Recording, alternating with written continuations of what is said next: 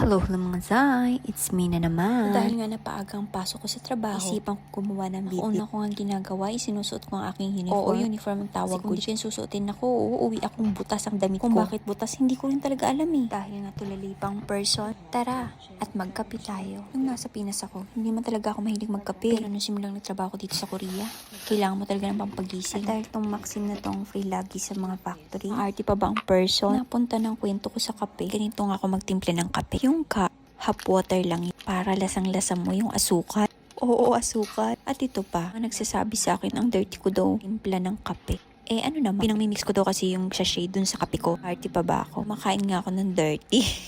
Charot. Ay nako, mapapa-thank you Lord ka na lang talaga. Ay, salamat Lord.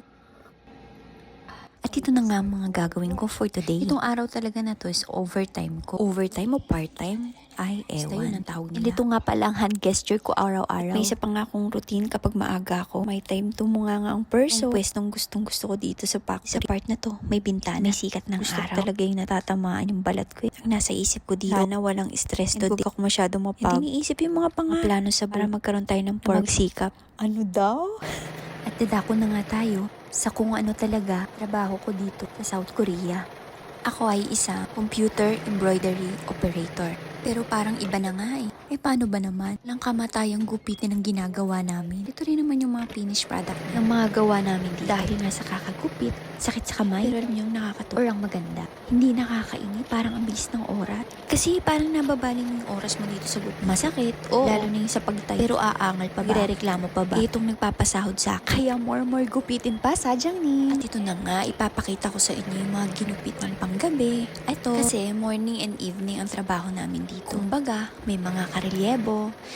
And ito pa, yan, mga pangalan yan, kung sino-sinong officials. Sino dito ang hilig sa moisturizer? Kasi kailangan namin yan dito. Yung isa na yon, doon yung sa ka-work ko. Pero ang pinaka-favorite ko, Patrick. Ay, nasubukan na kasi itong moisturizer. Nakalambot ng kamay. Talaga nagugupit. Dadali talaga at magkakakali yung mga palad mo. Hindi ako nagrarahal sa mga kalyo. Madalas may sugat pa. At least, may pera dito. O, diba? Dito nga, ganito lang ako pipindot-pindot. Tingin-tingin sa mga nakasulat na. Kasi dyan mo i-input lahat. Ito lang siya kasimple.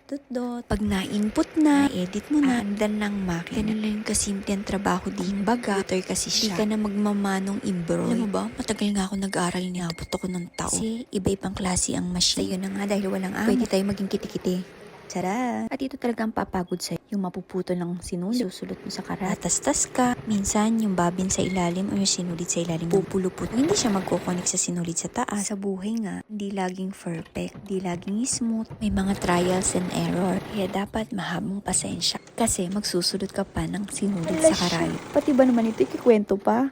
At oo, dalawang klaseng machine ang hawak ko dito. Hindi naman nalalayo ang setup nito. Ay, pero sa iba siguro, oo. Pero dahil sa iba-ibang klase na yung nasubukan kong machine at lagi akong may memorize ko na kung paano siya gamitin. At sa trabahong to, masasabi mo, wala ka talagang tiyaga. Siyempre, wala kang pera. Ito na nga dahil gumana na yung dalawang machine. Siyempre, nakamatayang jupitin ulit. Na-start mo na yan, okay na. Pag napat, dun mo lang siya pupunta. O, diva, kasimple ang trabaho. Kung walang pagod, walang pera. O, hala siya na. Ako'y magtatrabaho.